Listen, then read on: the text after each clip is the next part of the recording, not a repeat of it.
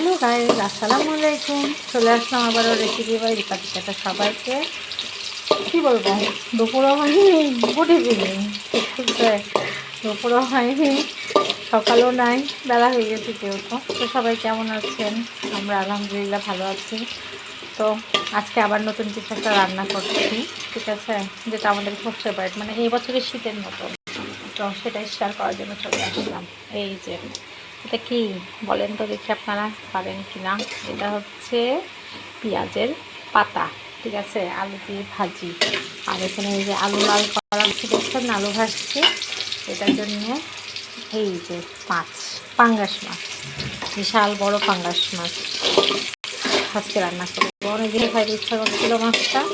আমাদের এলাকাতে তো বউ বাজার বসে, তো মাছটাকে বললাম যে এই মাছটা নিবো ভাই, কত দাম? তো বলে আপনি নিয়ে যান, সমস্যা নেই, পরে দামাদামি করবো। এই দেখেন এতগুলো মাছ হয়েছে একটা গোটা মাছে। তো সবথেকে ফেভারিট আমার এই পাঙ্গাস মাছটা, আমার খুব ভালো লাগে। ইলিশ মাছ, পাঙ্গাস মাছ আর চিংড়ি মাছ, এই তিনটা মাছ আমার খুবই ফেভারিট। তারপরে বাকিগুলো আছে পাবদা, তারপরে কাটা পাতা শিঙি মাছ। তো মানে কি বলবো, এক কথায় অসাধারণ, তাই না? তো আপনারা কে কে খাইতে ভালোবাসেন আমাদেরকে জানাবেন, ঠিক আছে, আমাদের সঙ্গে শেয়ার করবেন। আমাদের রান্না করে কেমন লাগে একটু জানাবেন। আজকে একটু বেলা হয়ে গেছে, বুঝছেন। তো ভাবলাম যে দুই চুলায় দুটা দিয়ে দিই, তাহলে ভালো হবে,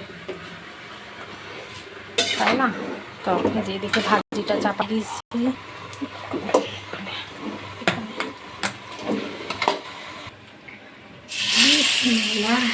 দেখেন, দেখছেন কত বড় বড় পিস। হ্যাঁ, এটা তো একদম সেরা, আমার খুব পছন্দ। আপনাদের ভাইয়া খায় না, ভালো গন্ধ লাগে। কার বাসায় নাকি একদিন খেয়েছিল, সে রান্না করতে জানেনি, ধুতে জানেনি, গন্ধ বের হয়েছিল, তার জন্য তাকে লাইক করে না। তো ওর লাইকের সঙ্গে সাথে আছে, আমার খাওয়া নিয়ে হচ্ছে কথা। আমিও খাবো না বলেন তো, আমাকে তো খাওয়া লাগবে। ওর জন্য এত ত্যাগ করার দরকার আছে না? আমি যেটা খাই না ওটা দিব্যি সেটা খেয়ে নেয়। তো আমি দেখেন আমার মরিচের পাতাগুলো, সরি পেঁয়াজের পাতাগুলো দেখেন কতটুকু হয়ে গেল, আরও কমে যাবে এখন, বুঝছেন। এটা ভাজি, কিন্তু ভাজি বলেন, ছোটো মাছের সঙ্গে চচ্চড়ি বলেন, সেই স্বাদ লাগে খাইতে, সেই স্বাদ। এর সঙ্গে একটু আলু দিয়েছি, আলু না দিলে কিন্তু স্বাদ লাগবে না, যার জন্য।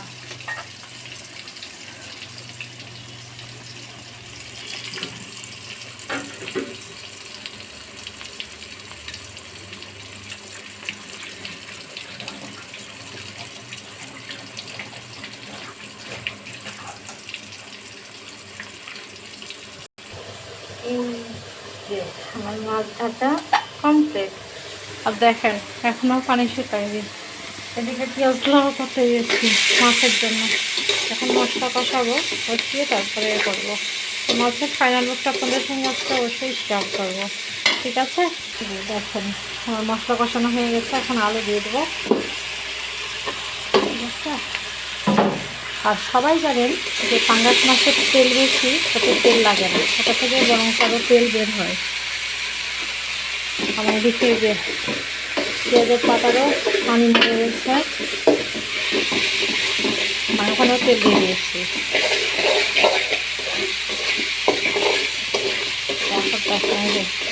কষানো হয়ে গেছে, কিন্তু তেল ছেড়ে গেছে খালি সাইডে।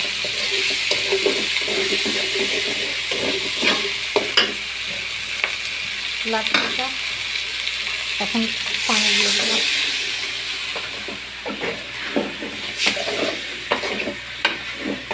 এখন বলক উঠবে, ওঠার পরে মাছ ছেড়ে দেবো। এই যে আমার ভাজি কমপ্লিট। এইদিকে মাছের, এই যে মাছও হওয়ার ভিতরে, মাছও কমপ্লিট, মানে টমেটো দিয়েছি, ঠিক আছে। টমেটোগুলো এখন একটু হালকা সিদ্ধ হলে পরে হয়ে যাবে। আলু কষানোর পরে এই যে বরফ উঠেছে যখন, তখন আপনার মাছ দিয়ে দিয়েছিলাম। তা এই তো আজকে রান্না এখন পর্যন্ত। সবাই ভালো থাকবেন, সুস্থ থাকবেন, আল্লাহ হাফেজ।